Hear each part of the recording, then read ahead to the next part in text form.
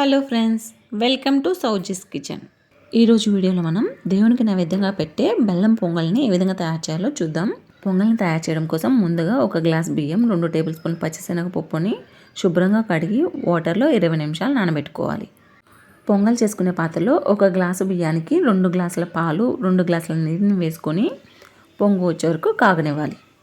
కడాయిలో 2 table spoon నెయ్యిని వేసుకొని ఇందులో 4 టేబుల్ స్పూన్ జీడిపప్పును వేసుకొని దోరగా వేయించుకోవాలి. జీడిపప్పు కొద్దిగా కలర్ వచ్చిన తర్వాత ఇందులో 1 టేబుల్ స్పూన్ కిస్మిస్, 2 టేబుల్ స్పూన్ పచ్చి కొబ్బరి ముక్కలను వేసుకొని వేయించుకోవాలి. ఎండు ద్రాక్ష లైట్గా కలర్ చేంజ్ అయిన తర్వాత ఒక బౌల్లో తీసుకొని పక్కన పెట్టుకోవాలి. పాలు పొంగు వచ్చిన తర్వాత ముందుగా నానబెట్టుకున్న బియ్యం, పచ్చిశనగపప్పును వేసుకొని కలుపుకోవాలి. అన్నం ఈ విధంగా పొంగు వచ్చిన తర్వాత గరిటెతో కలుపుకొని స్టవ్ని మీడియం ఫ్లేమ్లో పెట్టుకొని అన్నం పూర్తిగా పైకి తెరలే వరకు ఉడకనివ్వాలి. అన్నం ఈ విధంగా పూర్తిగా పైకి తెరిలిన తర్వాత ఇందులో కప్పు బియ్యానికి కప్పు బెల్లం వేసుకొని కలుపుకోవాలి. బెల్లం వేసిన తర్వాత స్టవ్ని లో ఫ్లేమ్లో పెట్టుకొని మధ్య మధ్యలో కలుపుకుంటూ ఉడికించుకోవాలి. బెల్లం అంతా పూర్తిగా కరిగిన తర్వాత ఇందులో 4 టేబుల్ స్పూన్ నెయ్యి, ముందుగా వేయించుకున్న డ్రై ఫ్రూట్స్ని వేసుకొని కలుపుకోవాలి. 4 యాలకులను పొడి చేసుకొని వేసుకోవాలి.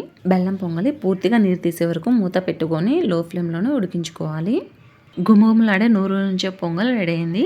ఈ బెల్లం పొంగల్ని పండగ రోజు దేవునికి మనం నైవేద్యంగా సమర్పిస్తాము. చూసారు కదా ఫ్రెండ్స్, బెల్లం పొంగల్ ఏ విధంగా తయారు చేయాలో.